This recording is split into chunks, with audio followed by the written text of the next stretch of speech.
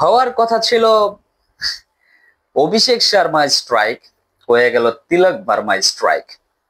দেখেন, আমরা যেটা চিন্তা করতেছিলাম যে পাকিস্তানকে হয়তোবা অভিষেক শর্মা একটা দুরন্ত সূচনা এনে দিবেন পাকিস্তানের বিরুদ্ধে, মানে পাকিস্তানের বোলারদের মেরে তামা তামা করে ফেলবে, বাট অভিষেক শর্মা কিন্তু আসলে বিস্ফোরণ ঘটাইতেই পারলেন না। অভিষেক শর্মা অনেকটা ফুস হয়ে গিয়েছিলেন আর কি। আর অভিষেক শর্মার কাছে আপনি এত কিছু এক্সপেক্টও করতে পারেন না, পরপর প্রত্যেকটা ম্যাচে ফেটে যাবে অভিষেক শর্মা, সেটা তো আর হইতে পারে না, তাই না? কে ফাটলো, কে স্ট্রাইক করলো, কে সার্জারি করলো?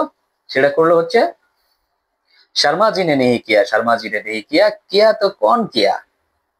तिलक वर्मा ने किया। तिलक वर्मा ने जो भी कुछ किया बहुत अच्छा किया, बहुत अच्छा किया।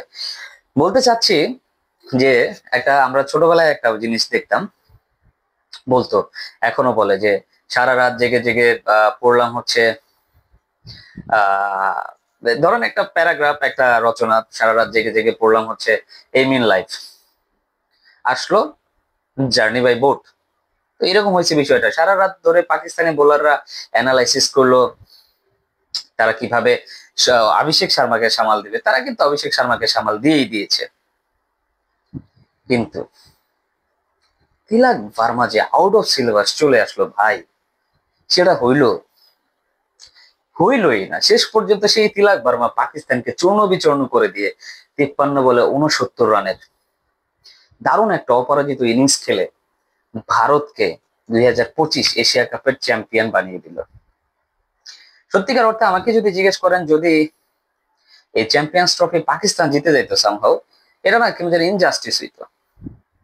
আপনি বাংলাদেশের এগেনস্টে 136 রানের টার্গেট দিয়ে ম্যাচ জিতে গেছেন, এখন ভারতের মতো এত বড় শক্তিশালী একটা টিমের এগেনস্টে 147 রানের টার্গেট দিয়েও যে জিতে যাবেন, সেটা চিন্তা করাটাও দূরের বিষয়। বাট যে এফোর্টটা তারা দেখিয়েছিল, সেই এফোর্ট কিন্তু ভাই ফেলে দেওয়ার মতো না। দারুণ দুর্দান্ত এফোর্ট ছিল পাকিস্তানের, কিছু হইলে ভারতকে আটকাই দিতে পারতো। আপনি চিন্তা করেন, 147 রানের টার্গেটে একাই করেছেন 69 তিলক ভার্মা, আর 29 রান করেছেন হচ্ছেন শিবম দেবে, তাহলে দুইজনের রান মিলে হয়ে যাচ্ছে আপনার প্রায় 100। আর বাকি 47 রান করতেও কিন্তু ভারতের 5টা উইকেট হারাইতে হয়েছে। তো বিষয়টা কিন্তু এত সহজও ছিল না ভারতের জন্য। ভারত শেষ পর্যন্ত ধৈর্য ধরে উইকেট অনুযায়ী ব্যাটিংটা করে ভারতের পক্ষে এশিয়া কাপের ট্রফিটা নিয়ে আসছে। এখন কথা হলো যে পাকিস্তান কোথায় ভুল ছিল। পাকিস্তানের ভুল ছিল কোথায় জানেন? পাকিস্তানের ভুল ছিল তারা বারবার হারিস রৌফের উপরে ডিপেন্ড করে। আজকে কেন একটা ওভার লাস্টে শাহিন আফ্রিদিকেও তারা রাখতে পারতো, বাট সেটা কিন্তু তারা করে না। বাট সেটা নিয়ে আমার কোনো কিছু যায় আসে না।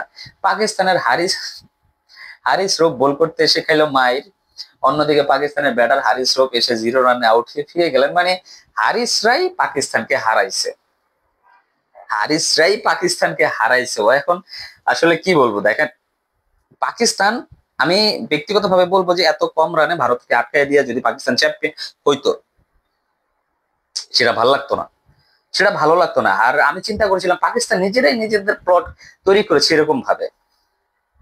180+ রান হওয়ার কথা ছিল যেখানে পাকিস্তানে, সেখানে পাকিস্তানিদের মিডল অর্ডার, লোয়ার মিডল অর্ডারের টোটাল ব্যর্থতায় পাকিস্তান 112 থেকে 146 রানের মধ্যে টোটালি অল আউট হয়ে ফিরে গেছে। এটা কি ভাই কারো দোষ? এটা কি ভারতের, আমাদের দোষ? আমরা যারা ক্রিকেটের ফ্যান্স আছি তাদের দোষ না? তাদের দোষ না। সেই দিন বাংলাদেশ যখন হারলো, 136 রান চেস করতে পারলো না ভাই, অনেক বেশি মেজাজ খারাপ হইতেছিল, অনেক বেশি উৎকণ্ঠা উত্তেজনা নিয়ে, মানে সারাটা রাত কেন জানি আমি ঘুমাইতে পারিনি যে বাংলাদেশ এইভাবে হেরে গেল, 136 রান চেস করতে পারলো না পাকিস্তানের এগেনস্টে, সারা রাত ঘুমাইতে পারে নাই। বাট দেখেন, শেষ পর্যন্ত একটা কথা আছে না, ওই যে আহ, যার দৌড় যে পর্যন্ত তাকে সেখানে গিয়ে আটকাইতে হয়। আপনি ভারতের মতো একটা টিমের এগেনস্টে গিয়া ওই 136, 40, 46 করে আটকাইতে পারবেন? সে চিন্তা মাথা থেকে বাদ দেয়। ওইখানে অভিষেক শর্মা না খেললেও তিলক ভার্মা খেলে দিবে, তিলক ভার্মা না খেলেও সঞ্জু স্যামসন খেলে দিবে। অ্যাটলিস্ট এট দা এন্ড যদি কেউই না থাকতো, দেখতেন আজকে অক্ষর প্যাটেল এসে 50 একটা মেরে ম্যাচটা জিতাই দিত, দেখতেন এরকমই হইতো। কারণ তারা অনেক শক্তিশালী মানসিকতার দল, একদম তাসের মতো ভেঙে পড়ে না। 20 রানে যখন ভারতের 3 উইকেট পড়ে গিয়েছিল, সেখানে যদি অবস্থা দেখেন পাকিস্তানের হইতো, পাকিস্তান টোটালি ক্র্যাশ করে যেত। কিন্তু ভারত কিন্তু সেটা করে নাই। 20 রানে 3 উইকেট হারানোর পরও তারা আরামসে খেলছে, তারা কোনো রকমের প্রেশার নিজেদের উপরে নেয়ই নেই। বাট যখন যখন বাউন্ডারি দরকার ছিল তখন তখন তারা সেই বাউন্ডারি গুলা মাঝখানে মাঝখানে হাসিল করে নিয়েছে। আর that was the peak point আমার কাছে যেটা মনে হয়, যে ওভারে 3টা 4টা সিঙ্গেল নিলাম, একটা বাউন্ডারি মেরে দিলাম।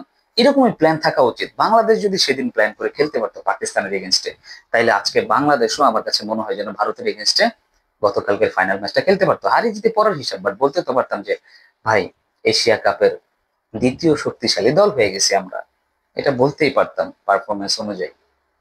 সবাই ভালো থাকবেন, সুস্থ থাকবেন। সালাম।